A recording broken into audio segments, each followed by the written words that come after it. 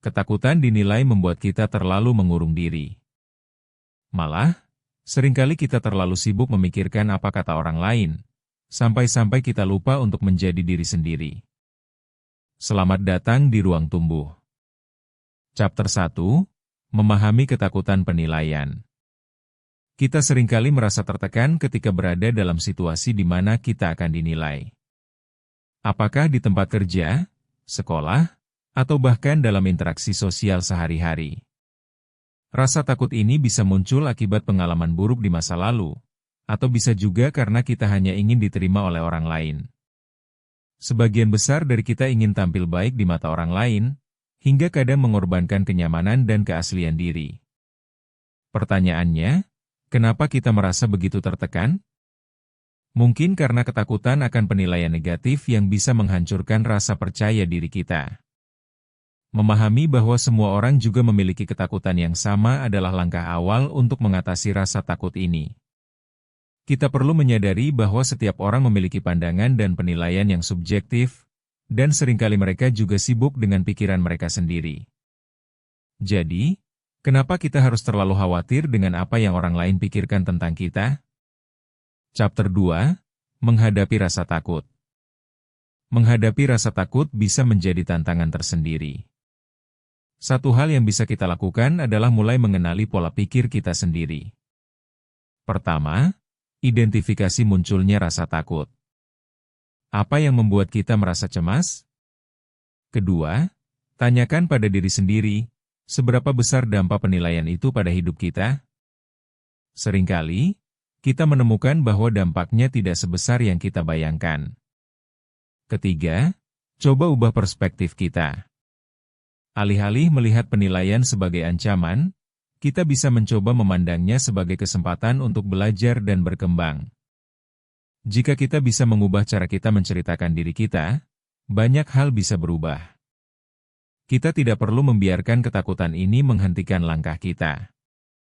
Ingat, setiap orang juga berjuang dengan ketidakpastian dan penting untuk memberi diri kita ruang untuk tumbuh. Chapter 3, Melepaskan Beban Ekspektasi. Beban ekspektasi dari orang lain bisa menjadi halangan besar dalam perjalanan kita. Kita seringkali merasa perlu memenuhi harapan orang lain, baik itu dari keluarga, teman, atau rekan kerja. Namun, penting untuk diingat bahwa ekspektasi yang kita terima tidak selalu sejalan dengan tujuan dan nilai diri kita. Pertama, kita harus belajar untuk mendefinisikan ekspektasi kita sendiri. Apakah kita ingin mencapai sesuatu karena keinginan kita sendiri atau karena ingin menyenangkan orang lain? Setelah kita memahami apa yang kita inginkan, saatnya untuk melepaskan ekspektasi yang tidak sesuai. Ini bisa sangat menyakitkan, karena kita mungkin merasa kita mengecewakan orang-orang yang kita cintai. Namun, ketika kita berani menjadi diri sendiri, kita akan menemukan kebebasan yang tidak pernah kita bayangkan sebelumnya. Percayalah, orang-orang yang benar-benar peduli akan kita akan mendukung keputusan kita. Chapter 4, Mengubah Narasi Dalam Diri. Seringkali, kita menjadi musuh terbesar bagi diri kita sendiri. Suara negatif di pikiran kita bisa sangat merusak dan menghalangi perkembangan kita. Pertama, sadarilah bahwa pikiran tersebut tidak selalu mencerminkan kenyataan. Cobalah untuk menggantikan kritik dengan afirmasi positif. Misalnya, ketika kita berpikir, ini pasti gagal, ganti dengan, aku bisa belajar dari pengalaman ini. Kedua, kita bisa menulis jurnal untuk melacak perasaan kita. Dengan mengekspresikan pikiran dan perasaan secara tertulis, kita bisa mengevaluasi apa yang seharusnya kita fokuskan. Akhirnya, terima bahwa tidak ada yang sempurna. Kegagalan adalah bagian dari proses belajar dan berkembang.